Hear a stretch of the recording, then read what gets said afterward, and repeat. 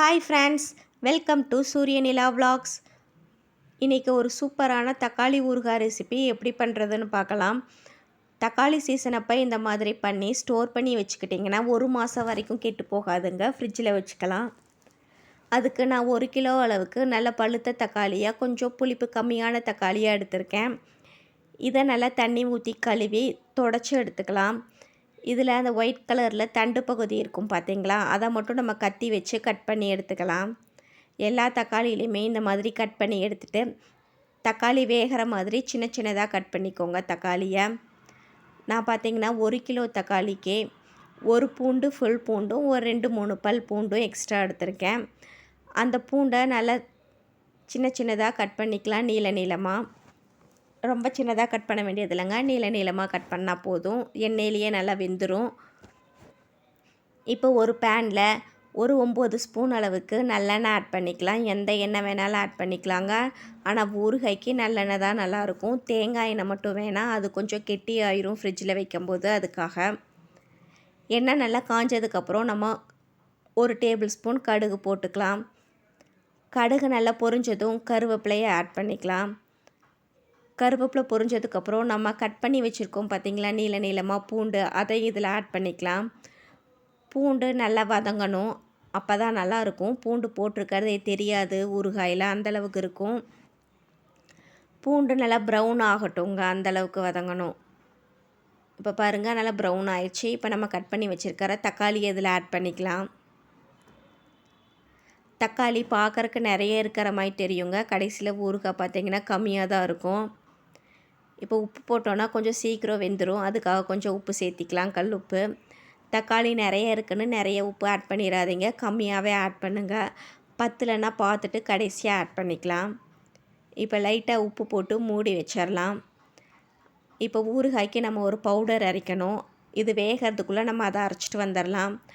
அதுக்கு ஒரு வடைச்சட்டியில் எண்ணெய் எதுவும் ஆட் பண்ணலைங்க, நான் வெறும் வடைச்சட்டியில் 1 டேபிள் ஸ்பூன் அளவுக்கு வெந்தயம் போட்டு லைட்டாக ப்ரௌன் ஆனதும் எடுத்துக்கலாம். இப்போ அதே வடைச்சட்டியில் 1/2 டேபிள் ஸ்பூன் கடுகு போட்டு எடுத்துக்கலாம். கடுகு பொரிய ஆரம்பிச்சிரும் அந்த சூட்லேயே, ஸோ பார்த்துக்கோங்க, மேலே பட்டுற போது சிம்மிலேயே வச்சுருங்க. லைட்டாக பொரிய ஆரம்பித்ததும் அடுப்பு ஆஃப் பண்ணிடுங்க. இதை நல்லா நைஸ் பவுடராக அரைச்சி வச்சுக்கலாம். இப்போ ஊறுகாய்க்கு ஒரு லெமன் சைஸ் அளவுக்கு புளி எடுத்திருக்கேன் நான். இதை நல்லா ஊற வச்சு வடித்து எடுத்துக்கலாம் புளி தண்ணியை. இப்போ பாருங்கள், தக்காளியிலேருந்தே தண்ணி வந்துருச்சு ஓரளவுக்கு. இதில் நம்ம வடித்து வச்சுருக்கிற புளி தண்ணியையும் ஆட் பண்ணிக்கலாம். இதை அப்படியே சிம்மில் வச்சு அப்பப்போ கிளறி விட்டால் போதுங்க, மத்து வச்சுலாம் மசிக்கணுங்கிற அவசியம் இல்லை, இப்படியே நல்லா வெந்துடும். இந்த தண்ணியில் பார்த்திங்கன்னா நல்லா சுண்டணும், தண்ணியே இருக்கக்கூடாது கொஞ்சம் கூட.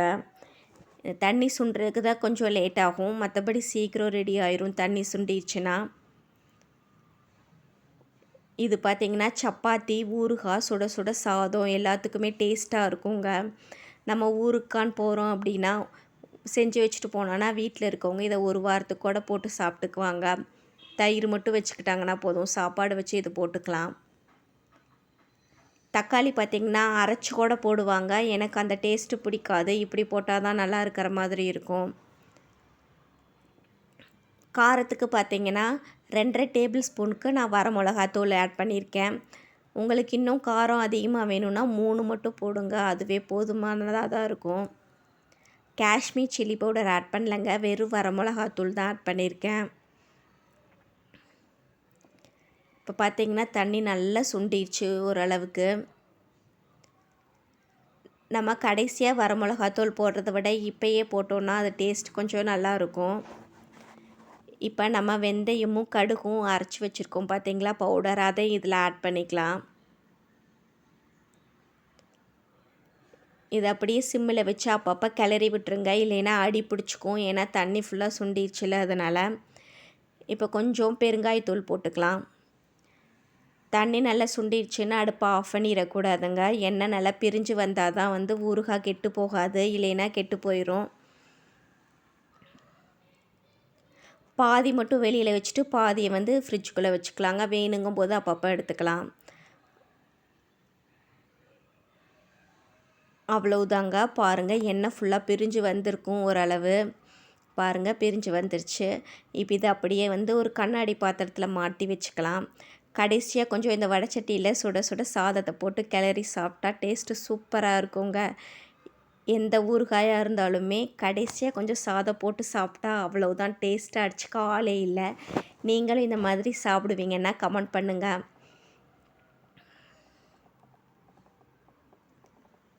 இதை கொஞ்சம் நேரம் வெயிலில் வச்சு கூட அப்பப்போ எடுத்து வச்சுக்கலாங்க, கெட்டு போகாது. அதுக்காக அந்த மாதிரி வெயிலில் வச்சு எடுத்து வைப்பாங்க. நான் பார்த்தீங்கன்னா பாதி ஃப்ரிட்ஜில் வச்சுக்குவேன், அப்பப்போ கொஞ்சம் மட்டும் எடுத்து எடுத்து வெளியில் வச்சுக்குவேன். சூப்பரான தக்காளி ஊறுகாய் ரெடி ஆயிடுச்சு. இந்த வீடியோ உங்களுக்கு பிடிச்சிருந்தா லைக் பண்ணுங்கள், சப்ஸ்கிரைப் பண்ணுங்கள். தேங்க்ஸ் ஃபார் வாட்சிங். Bye bye. நெக்ஸ்ட் வீடியோவில் பார்க்கலாம். கண்டிப்பாக இதை ட்ரை பண்ணி கமெண்ட் பண்ணுங்கள் எப்படி இருக்குன்னு.